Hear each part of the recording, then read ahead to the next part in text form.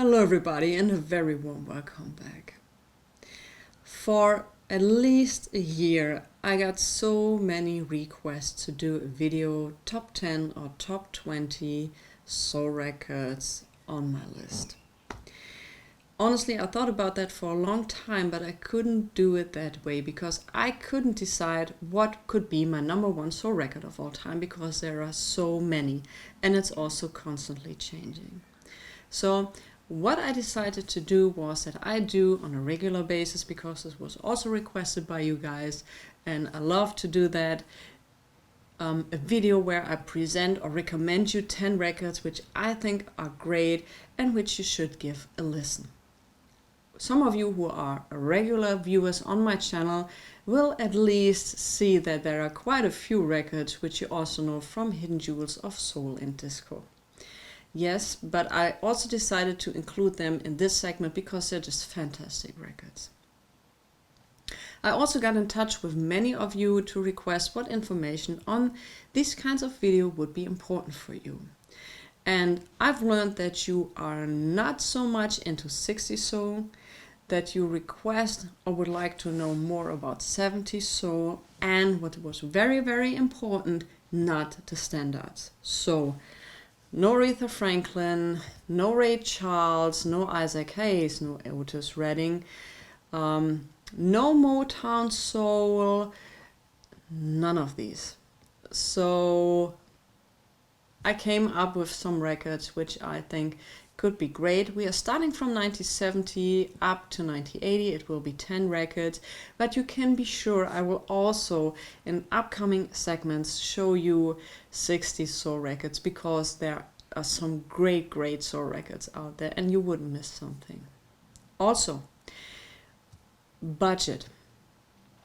There are some soul records out there which are nowadays impossible to find or so expensive that you could buy a car for it. So I'm showing you some records where I know there are reissues available, good reissues available, and they are also affordable. Because I could leave these records out, but I'm pretty sure you would miss something, because those are fantastic records. And therefore I would say let's start, and I'm starting, like I said, with 1970 to 1980. When I start with number 1, it doesn't mean that's the best record and number 10 is the worst record. It's just 10 records I'm showing you, okay? So if you have recommendations, use the comment section or get in touch with me via Instagram. That's the best way to reach me. You ready to start? All right, let's go. Number 1. I'm constantly praising this record, and it took me 20 years to find an original copy of this record because it's musically very good, and the love story behind this record is also something that touches me every time. This is Barbara Harewood, On the Rise from 1970. It was released on private press. There were only 500 made, less than 30 are known to be in existence today. And like I said, I was looking 20 years for this record, and I never thought I have an original, so I was very pleased when Vinyl Me Please released a reissue of this record a couple of years ago. And also reissue, the original reissue was done on Coal Mine. What they did was they found a sealed copy of that record and made a needle drop, because the original tapes of this recording are gone, they are lost. Even Barbara Harewood's family was not having a record of this. So you can imagine how the moment must have been for the daughter and the father to hear after 1970 for the first time the recordings. And I must say, I'm very lucky to have an original, and I must say that the Vinyl Me Please or the Coal Mine reissue sounds way better than the original. Private press meant that it wasn't recorded in a professional studio, and private press was that the material they used for the vinyl was not the best, and sometimes you have pressing issues, and the vinyl was very thin. So you are absolutely good to go quality-wise and sound-wise with an original. And I'm also seeing on the secondary market these Vinyl Me Please reissues, because I mean I love the color of the vinyl. This is just a stunning cover, and all in all, it's just a fantastic, fantastic release. If you are not into colored vinyl, from the Coal Mine label, there are reissues in black vinyl, by the way, black vinyl is a colored vinyl, but black vinyl, pink vinyl, so you have all sorts of things. And a fantastic record. I love a version of Light My Fire, For Once in My Life. A fantastic record. Number 2. Marjorie Joseph is an incredible artist, and she had some phenomenal recordings in the 1970s. I consider her first 2 albums on Stax her best. This is this one, Marjorie Joseph Makes a New Impression, and also Phase 2. This one can easily be found between $15 to $30 as an original. And her version of Stop in the Name of Love, which you might have think you heard 1,000 times and 1,000 covers, this is really a standout version of this recording. So my second recommendation is Marjorie Joseph. Number 3. If I would need to describe the next artist, I would say she was at the right place at the wrong time, and this is Kim Tolliver.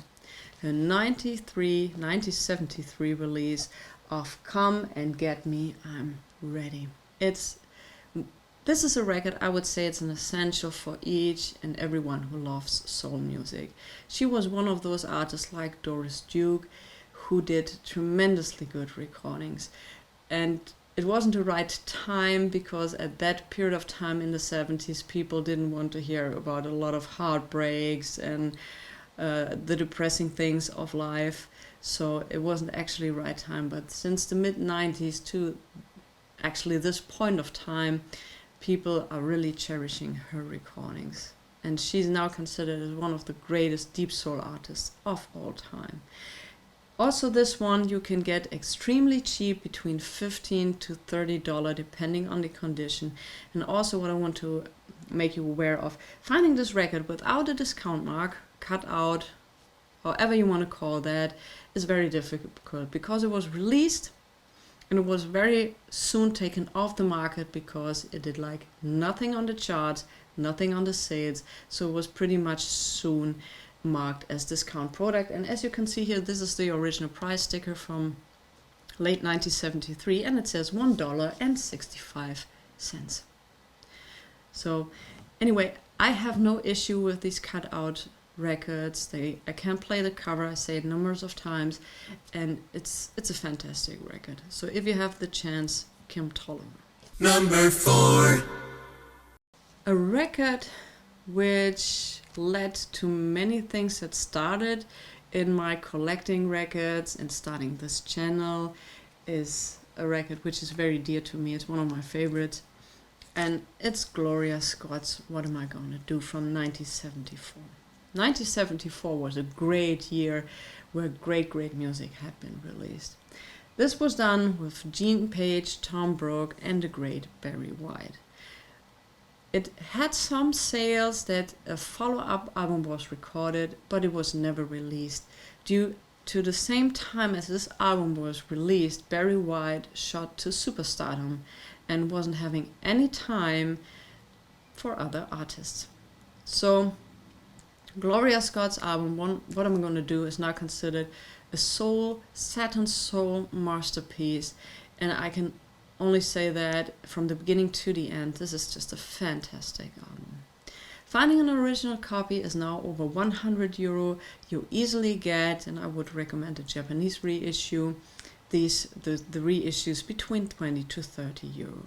Also, if you're lucky on eBay, I would recommend that you check eBay from time to time if you want an original copy of this, because sometimes people don't know what they are selling, or you're lucky in bidding and you get an original between 60 to 80 euros. Gloria Scott, What Am I Gonna Do? Number 5. Another one from 1974, which I consider one of the greatest albums of all time, is Caught Up by Millie Jackson. From the cover art to the content of the record, this is all in all a fantastic album. And if you watch my channel, I'm recommending this record like all the time. Millie Jackson tried to bring her stage act on the record, where she did a lot of rapping and a lot of talking during her shows and telling stories before she started the song. Stories which fit perfectly into the songs. And this record is, side A is about a woman who is involved with a married man, and that's her perspective of the story. And side B is the perspective of a wife. And many critics say that this album, because it's pure human emotion, it's love, it's heartache, is as relevant as it was released in 1974. And it's also tremendously cheap. You can get it between $5 to $15. Millie Jackson, Caught Up. Number 6. This next one is actually a soul record which was recorded in 1974, but was released finally in 1987. And it's one of those soul records which I would also say is absolutely essential, because it's an outstanding recording, and that's Sandra White, Wounded Woman. This is the 1987 first press, but you can easily get a reissue with a very appealing cover art, all in all, for like $20 to $30 once again on the secondary market. It's cheaper. It's a fantastic, an absolutely fantastic album. And Wounded Woman, Midnight Love Affair has a kind of disco flavor to it, and I'm Not Strong Enough to Love You Again is a killer track. Actually, she had such strong writer team to do that. When it wasn't released, for example, the song Not Strong Enough to Love You Again was given to Aretha Franklin, and she recorded that on her album You in 1975. This is the back. Fantastic. Number 7. Once again, this one was always considered as a mysterious album. It was out there, nobody knew a lot about it. All we knew was that the songs on it was just fantastic, because back in the late 90s somebody did a needle drop of the album and spread it over the back then very famous Yahoo groups. I don't know if you remember them, but you could download this album and it was just fantastic. And it took me also a long time to find an original copy of this album. This is Smoke Rising. An original copy now is between $250 to 150, between $250 depending on the condition. P-Wine did an excellent reissue of this. Also, I think it's a needle drop. I don't think that they had access to the original master tapes, but once again, I've heard the reissue and it sounds great, and it's very, very affordable. So Smoke Rising is also a fantastic album. And you have to consider one thing, and this is that it was arranged by Benjamin F. Wright, who was the musical director of Barry White, of Aretha Franklin, who did all the horns segments for Michael Jackson's Off the Wall. So you can be sure this is an absolutely winner. This is the back. Smoke and Rising. Number 8. A record I'm sure I'm never gonna have an original of.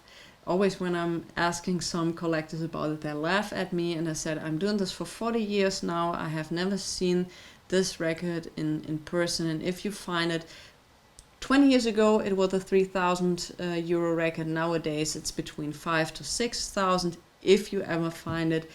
But thanks to P-Wine, there's also a reissue available, which I'm a big fan of, and this is the Topics, Giving Up.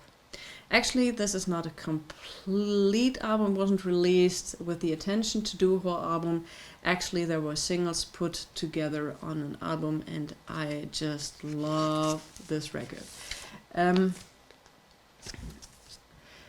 Gotta Get You Back is absolutely great. Booking Out. You have to consider that TSG, the label where this one was released, was a kind of tax scam label, so they didn't even have the effort to have the right song listing on the back of it. So some tracks which are on the record are not on the back. But this reissue also is usually shouldn't be more than $30. I have seen it for 80. Don't buy it on eBay just when it's around between 30 and a max to 35 euros. Otherwise, this is a total rip-off. So the Topics, Giving Up by P1. Number 9. He only released one album. Unfortunately, he got sick. But this one album, I'm so happy he did it because it's from the beginning to the end a fantastic album. And this is Ron Matlock's Love City from 1979. Look at that cover. I just love this album. Also some great recordings on it, starting with Let Me Dance, Backstreet, and also the hit single out of it, I Can't Forget About You. So if you come across this record, go buy it. It's a fantastic 79 release. And the backing vocals were done by Brandy, who is one of the most famous backing groups of all time. They are featured on countless disco and dance hits. So this is a fantastic album. Number 10. Yeah, the last for today is Norman Connor's Take It to the Limit. Norman Connor's also hardly underrated singer, and this 1980 album is a fantastic release which gets you from the disco 70s to the more pop wave 80s, and he did a great crossover between that. And he also covered a song from one of my favorite singers, Luke Courtney, and this is I Don't Need Nobody Else. So I paid £15 for it, which is a little overpriced. You can get that also between 5 to 20 euros or dollars for this Norman Connor's 1980 release. I have a little bonus for you, because also this is a record I do always recommend, and it's actually a gospel record. But it's a fantastic record, and this is the Eastern Louis Gospel Lads from 1977. Love is the Key. You can't go wrong with this record. It's a little more pricey. I've seen it between 30 to 80 euro. If you come across it when it's cheap, go and buy it. It's an absolutely fantastic record. So the Eastern Louis Gospel Lads, my little bonus record for today.